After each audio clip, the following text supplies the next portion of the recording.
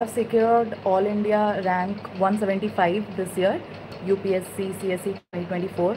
I'm really sorry for the delay in the live session because there were some technical glitches. Now that I'm here, let me first introduce myself by giving my background. मैंने graduation अपनी BSc graduation अपनी agriculture में की है। उसके बाद 2019 में मेरा ग्रेजुएशन हुआ। उसके बाद I prepared for 1 full year for UPSC and then मेरा पहला अटैम्प्ट 2020 में था। उस टाइम तो ऐसा लगा था जैसे मैंने बहुत पढ़ाई की है, बहुत सारे मॉक्स दिए हैं, तो डेफिनेटली मेरा हो ही जाएगा।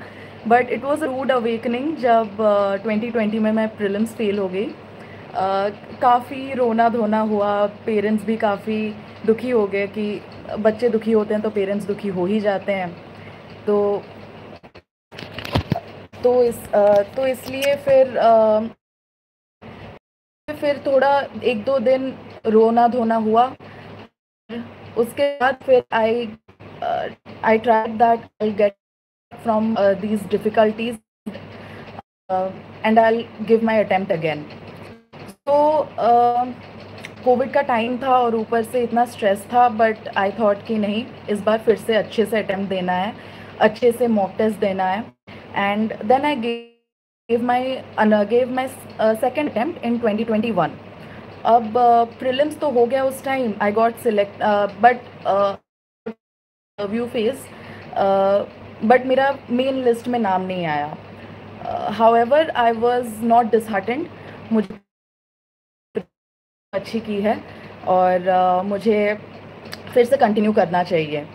तो मेन लिस्ट में नाम नहीं आया था, इतना ऐसे लग रहा था कि अब तो कुछ भी नहीं है। एंड 3 दिन बाद नेक्स्ट प्रीलिम्स था 2022 का।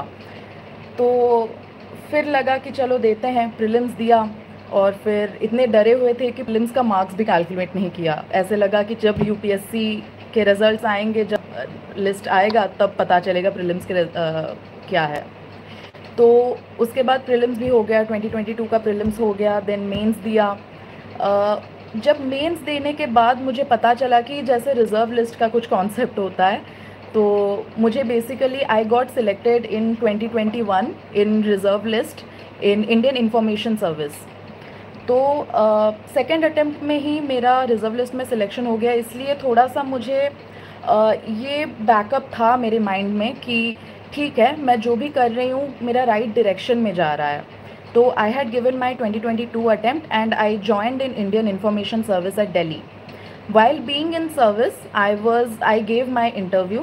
I got selected again in 2022 in Indian Railway Management Service. मेरी उस साल रैंक 405 आई थी। देन मुझे लगा कि चलो रैंक तो ठीक ठाक है, but I think I need to give another full hearted effort, full hearted attempt. तो मैंने फिर से अटैम्प्ट दिया। मैंने इंडियन रेलवे मैनेजमेंट सर्विस से लीव लिया था 1 साल के लिए और उस 319 rank that year and I got into IRS IT income tax. उसके बाद इस बार फिर से मैंने अटैम्प्ट दिया था and I got 175 rank. That is the whole journey, but there were so many setbacks, so many things that happened during the journey. It was almost a 5 years journey. I cannot consolidate that into these 30 minutes, but what we will do is I'll try to give you some strategy along with something that will help you to go through this journey without a mental breakdown. तो पहले तो हम start करते हैं कि prelims कैसे करना है। जैसे देखिए, प्रीलिम्स के लिए आपका मेजर पॉइंट है स्टैटिक। तो आपका स्टैटिक पे जो होल्ड होना है ना, वो बहुत ही तगड़ा होना चाहिए।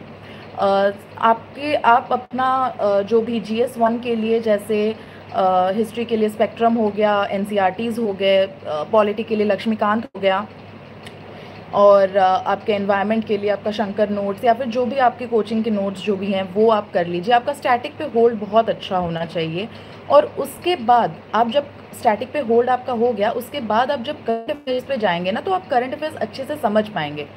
आप जब पहले हिंदू पढ़ेंगे तो आपको समझ नहीं आएगा कि ये एग्जैक्टली क्या पढ़ा, मतलब क्या बोल रहा है और क्या पढ़ना चाहिए। पहले कि अपने करंट अफेयर क्वेश्चन हैं उसको देख के आपका उस हिसाब से अगर आप जाएंगे तो आप चीज़ें जल्दी कवर कर पाएंगे। और वैसे अभी let me first finish my talk, it will be a short talk, I will just give you the strategy and then I will take questions. मैंने कोचिंग लिया था प्रीलिम लिए 2019 से 2020, I took 1 year coaching, but it necessary that coaching लेना ही ज़रूरी है। Basic चीज़ें कवर करती हैं जो आप खुद से भी कवर कर सकते हैं अगर if you have the mental resilience, and आजकल तो यूट्यूब पे सारी चीज़ें अवेलेबल है।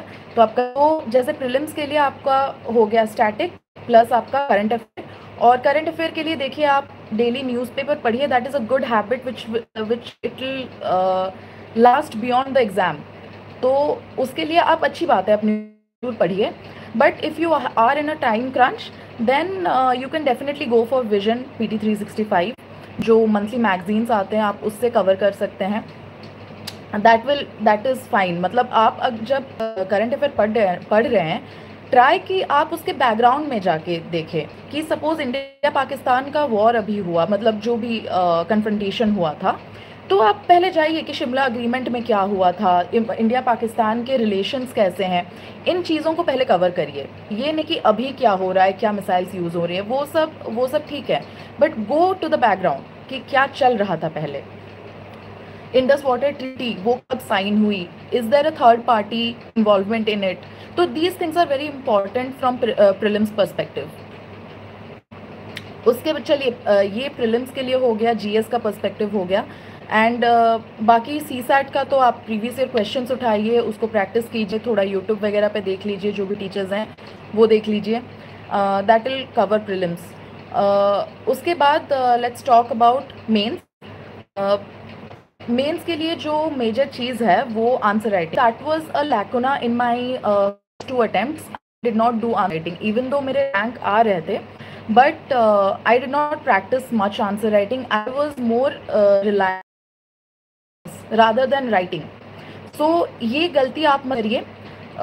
आप से स्टार्ट कर रहे हैं अपने preparation, go for answer writing for like after 3 to 4 months, जब आपने अपना स्टैटिक कवर कर लिया है, see the previous question paper, go for answer writing, that will help you a lot in this exam. क्योंकि आप होंगे तभी आप सोच पाएंगे कि मुझे किस डायमेंशंस में सोचना है। अगर मेरे पास टाइम क्रंच है तो मैं कितना लिख पाऊंगी, कितना सोच पा रही हूँ। तो that is very important to write an exam simulated environment. मेंस में आपका, चलिए ऐसे के बारे में हम बाद में बात करेंगे, GS 1, 2, 3, 4 के बारे में बात करते हैं। GS रिसोर्सेस होते हैं प्रीलिम्स से कवर हो जाएंगे, जैसे आपके आर्ट एंड कल्चर के लिए आपके 11th-12th के NCERT हो, आपके हिस्ट्री के लिए मॉडर्न हिस्ट्री के लिए स्पेक्ट्रम हो, पॉलिटी के लिए लक्ष्मीकांत, ज्योग्राफी के लिए आपके 11th-12th के NCERTs are well good enough. बाकी जो चीज़ें हैं वो आप मेंस के टेस्ट सीरीज़ आते हैं, जो भी आप टेस्ट सीरीज़ ले रहे हैं उससे कवर हो जाएंगे। या फिर अगर you can download the previous year question papers and write and try to find the answers from net self, वो आप अगर कर लोगे तो sorted है। And while writing answers in GS1, try to incorporate those diagrams. जैसे इस बार twister के क्वेश्चंस आए थे इस साल के GS1 में, तो उसमें even though I did not know anything, I tried to make some diagram of like some cyclone, some tropical cyclone, कुछ भी ऑरोरा बोरियलिस का कुछ तो आया था ऑरोरा, तो उसमें मुझे जितना भी पता था उसको मैंने लिख दिया, बट उसके बाद मैंने ये डायग्राम भी अर्थ का मैग्नेटोस्फीयर से इंटरैक्ट करता है तो आयॉन्स के साथ, तो that will add value to your answers. And जैसे आपके हिस्ट्री के क्वेश्चंस आते हैं तो उसमें भी आप डायग्राम बना सकते हैं। जैसे आपके टेम्पल आर्किटेक्चर का क्वेश्चन आता है, मोस्टली हर साल आता है, और इसके लिए आप सेट पैटर्न है कि आप एक डायग्राम बना दो, द्रविडियन या फिर नगर टेम्पल आर्किटेक्चर का आप डायग्राम बना दो, that will give an edge to your answer basically. ये हो गया GS1 का आंसर, जो कि काफ़ी स्टैटिक क्वेश्चन आते हैं उसमें, और उसके जो सोसाइटी के क्वेश्चन है वो थोड़े डायनामिक होते हैं, but I think that will be covered if you just go through the syllabus and go through previous year questions and identify the themes. Themes को आइडेंटिफाई करिए और उसके लिए राइटअप्स बना दीजिए 1-2 पेज का। उसके बाद आता है GS। पहले तो आप जो लो हैंगिंग फ्रूट्स है उसको पकड़ के चलिए।